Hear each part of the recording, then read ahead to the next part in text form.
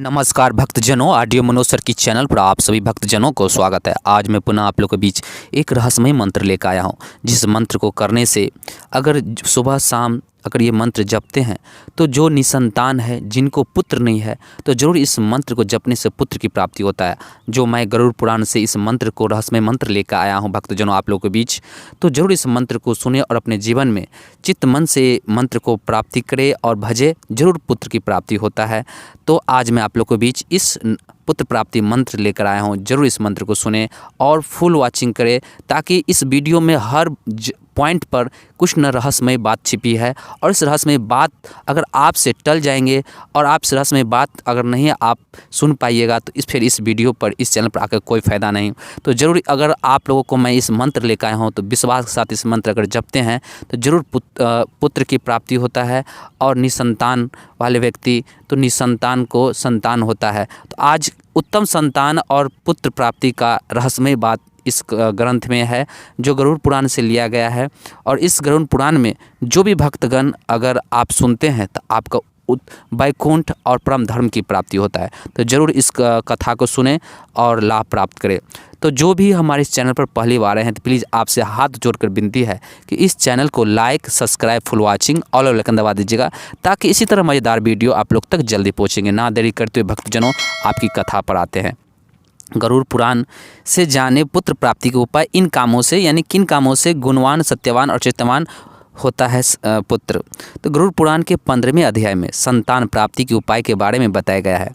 साथ ही इसमें बताया गया है कि किन कामों से संतान के गुणवान, चैत्यवान और सत्यवान का गुण होता है। तो इसके बाद भगवान विष्णु अपने वाहन पक्षीराज गरुड़ से कई संदर्भ में बातें करते हैं। इन्हीं की वर्णन गरुड़ पुराण के ग्रंथ में किया गया है। इसमें जन्म, मृत्यु, पुनर्जन्म, स्वर्ग नरक के साथ ही ज्ञान, विज्ञान और नीति नियमों के बारे में भी बताया गया है। इसलिए इसे 18 महापुराणों में सर्वश्रेष्ठ ग्रंथ इन्हें माना गया है, गरुड़ पुराण को। तो उत्तम संतान की प्राप्ति की इच्छा हर दंपति को होती है, क्योंकि संतान अगर उत्तम हो तो इससे समाज में मान सम्मान की वृद्धि होती है। गरुड़ पुराण में 15वें अध्याय में पक्षीराज गरुड़ ने भगवान विष्णु से इसी विषय में प्रश्न करते हैं।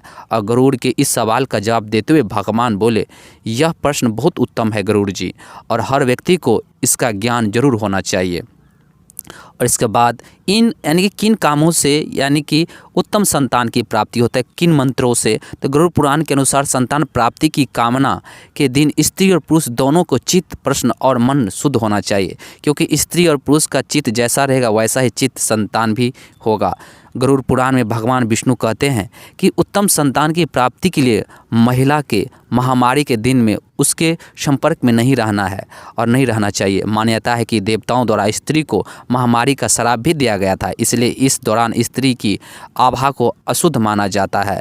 हमारी यानी कि महामारी में 5वें दिन महिला को स्नान कर शुद्ध होना जरूरी होता है। इसके बाद ही पुरुष महिला के साथ एक कमरे में निवास कर सकते हैं। और हालांकि संतान प्राप्ति के लिए भी यह समय अनुकूल नहीं होता है।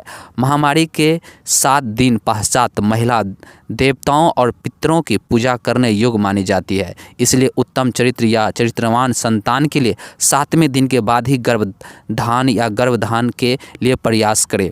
उत्तम संतान प्राप्ति के लिए स्त्री और पुरुष को पहले स्नान कर अपने शरीर को स्वच्छ कर लेना चाहिए और साफ कपड़े पहनने चाहिए। साथ ही बिस्तर भी साफ सुथरा होना चाहिए। गरुड़ पुराण के अनुसार पुत्र प्राप्ति के उपाय। मान्यता है कि सम दिन में गर्भधारण से पुत्र और विषम दिन में गर्भधारण से पुत्री की प्राप्ति होता है। तो आइए हम आप लोगों को बीच में इस मतलब सम दिन क्या होता है, विषम दिन क्या होता है, इन सभी चीज़ पर हम चर्चा करते हैं। इसके बाद यानी कि गरुड़ पुराण में कहा गया है कि सम दिन कौन सा है। तो मान्यता है कि सम दिन में गर्भधान से पुत्र और विषम दिन में गर्भधान से पुत्री की प्राप्ति होता है। तो गरुड़ पुराण के अनुसार पुत्र रत्न की प्राप्ति के लिए महिला के मासिक धर्म समाप्त होने के 8वें, 10वें, 12वें, 14वें और 16वें दिन यानी इसे सम दिन के लिए मिलन से पुत्र प्राप्ति होता है और संभावना अधिक होता है। वही पुत्री प्राप्ति के लिए मासिक धर्म के विषम दिन जैसे 9वां, 11वां, 13वां, 15वां और 17वां दिन बताए गए हैं। लेकिन मासिक धर्म के 18वें दिन बाद के मिलन से संतान प्राप्ति की संभावना बहुत कम होती है। तो भक्तजनों जरूर इस चीज़ को आप लोग फॉलो कीजिए और इस बात को मानिए और ज़रूर आप लोगों को भी पता होगा। तो इस पुत्र प्राप्ति ये मंत्र है जो भी हम बताए हैं तो ज़रूर आप लोग इस कीजिएगा। जैसे कि फिर बताया गया है कि गरुड़ पुराण में सर्वश्रेष्ठ बहुत से ऐसे मंत्र होते हैं जो पुत्र प्राप्ति के लिए भी दिया जाता है। तो जैसे संतान प्राप्ति के लिए आज कान्हा जैसे संतान प्राप्ति के लिए आज ज़रूर करें, मतलब मंत्र का जाप जाने सही विधि और नियम इसका क्या है। जो जन्माष्टमी का व्रत हर यानी कि जन्माष्टमी के दिन जो हिंदू सनातन धर्म में ये जन्माष्टमी का व्रत हर व्यक्ति अलग अलग मनोकामना के साथ रखता है और करता भी है। अगर आप भी कान्हा जैसे उत्तम संतान की ख्वाहिश रखते हैं तो ज़रूर आप जन्माष्टमी के दिन संतान गोपाल मंत्र का जाप करें। और उस दिन यानी कि शास्त्रों में ऐसे बहुत से उपायों के बारे में बताया गया है जो संतान प्राप्ति की इच्छा पूर्ति के लिए किए जाते हैं। इनमें से मंत्र, उपासना, साधना, अनुष्ठान आदि भी शामिल है। इन्हीं मंत्रों में एक चमत्कारी मंत्र संतान गोपाल मंत्र भी है, जो संतान गोपाल मंत्र से पुत्र की प्राप्ति होता है। और संतान गोपाल मंत्र भगवान श्री कृष्ण की समर्पित है। इसकी महिमा कई धार्मिक ग्रंथों में मिलती है और मैंने मान्यता है कि इस मंत्र का विविध जाप किया जाए तो मनुष्य तो हर कार्य में सफलता मिलता ही है, उत्तम संतान की भी प्राप्ति होता है। भक्तजनों, समय और समस्या दूर हो जाते हैं। ज्योतिष शास्त्र के अनुसार जन्माष्टमी का दिन इस मंत्र जाप के लिए बेहद खास है। आज के दिन यानी कि जन्माष्टमी के दिन इस मंत्र को जरूर जाप कीजिएगा भक्तजनों, जरूर कीजिएगा, जिससे आपका हर मनोकामना और पुत्र की प्राप्ति होता है। जैसे कि इसमें संतान गोपाल मंत्र का विनियोग दिया जाता है। अस्य गोपाल मंत्रस्य नारद ऋषि अनुष्ठम छंदम कृष्णम देवता मम पुत्र कामनार्थ जपे विनियोग। और ध्यान में जो आप जरूर इस ध्यान कीजिएगा उस दिन, जैसे कि विजयन युतु रथ स्थित प्रश्न भानिये समुद्र मध्यतः प्रदत्त नयान द्विजन्मे अस्मरणीयो वसुदेव नंदन। ये आपको ध्यान है, जरूर इसको ध्यान कीजिएगा। इसके बाद सबसे उत्तम मंत्र जो संतान गोपाल मंत्र यानी कृष्ण जैसे पुत्र प्राप्ति के लिए सबसे सटीक मंत्र है। इस मंत्र को 108 बार अपने जीवन में जरूर भक्तजनों कीजिएगा, जरूर पुत्र की प्राप्ति होगा। जय श्री कृष्ण। जैसे कि संतान गोपाल मंत्र है ओम देवकी सुत गोविंद वासुदेव जगतपते देहि में निर्तन्यम कृष्ण तमाम शरणम गतः। ये मंत्र है। आपको ये मंत्र वीडियो में आपको चले आएंगे, जरूर इस मंत्र को कीजिएगा। पुनः फिर से इसको मंत्र को आप लोगों के बीच उच्चारण करता हूँ, संतान गोपाल मंत्र को। जय श्री हरि।